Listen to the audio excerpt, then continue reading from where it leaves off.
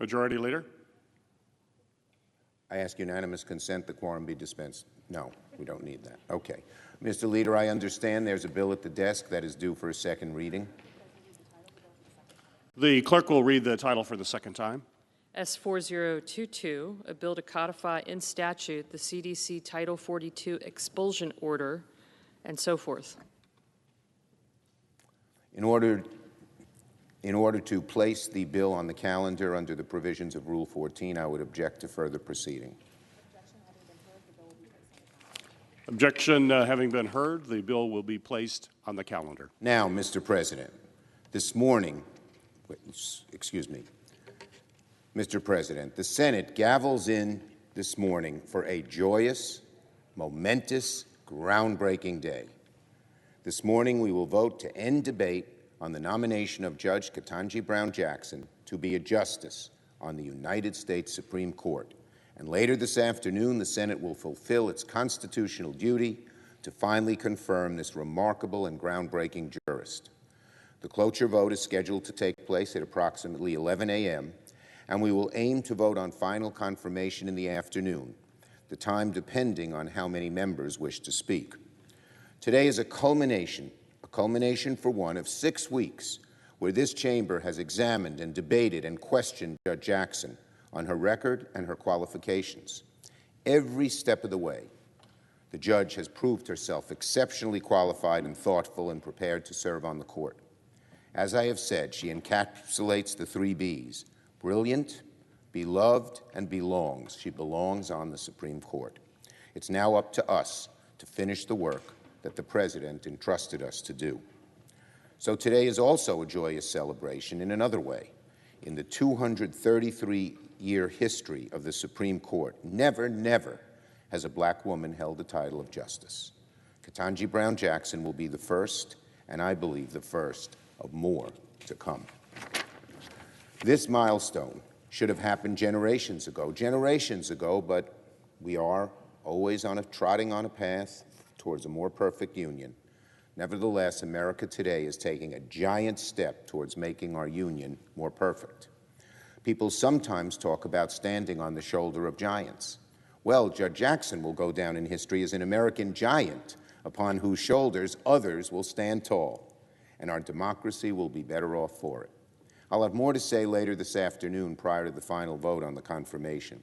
But for now, I want to thank Chairman Durbin of the Senate Judiciary Committee for beautifully executing the nomination, all the members of the Judiciary Committee for their thoughtful and respectful, all of my Democratic colleagues on the Judiciary Committee for their thoughtful and insightful examination of the judge's record, and I want to thank those Republican senators who chose to take this process seriously. So, it's truly a joyous day. Joyous for the Senate, joyous for the court, joyous for America. Let us finish the work today of confirming Judge Jackson finally to the Supreme Court of the United States. Now, on the final day of the work period, the Senate is going to pass a much sought-after piece of legislation, revoking Russia a permanent normal trade relation with the United States. The legislation will go a long way to landing a painful, severe blow on Putin's economy.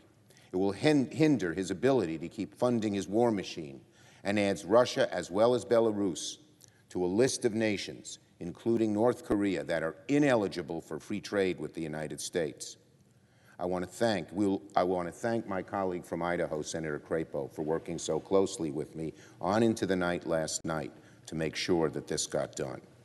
We will also vote separately on legislation regarding an oil ban, and I thank my colleagues who worked together to reach a compromise on this measure. We are moving forward today. Putin must absolutely be held accountable for the detestable and despicable war crimes he is committing against Ukraine.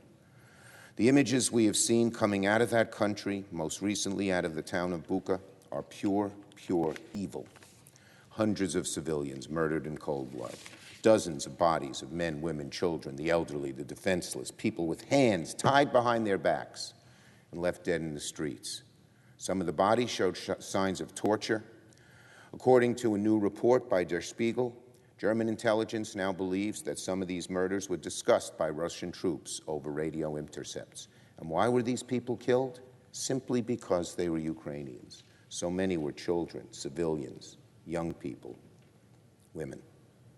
No nation whose military is committing war crimes deserves free trade status with the United States. Let me say that again. No nation whose military is committing war crimes deserves free trade status with the United States. No vile thug like Putin deserves to stand as an equal with the leaders of the free world. He is a menace and a pariah who has ensured that his place in history will be one of everlasting shame.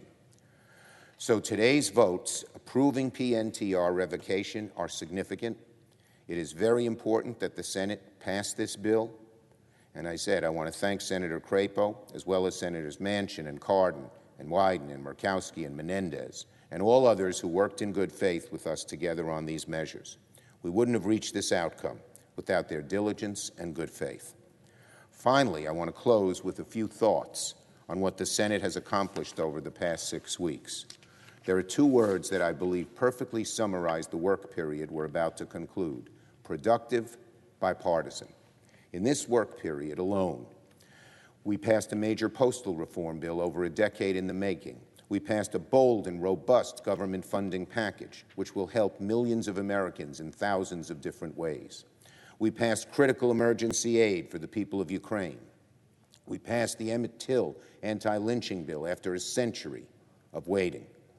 And topping it all off, we will confirm the 116th Justice of the United States Supreme Court. Meanwhile, before I yield, I also want to applaud the administration's action in extending the pause on payments and interest to federal student loans. The pandemic continues to impact families economically, and that is why extension is critical for so many borrowers.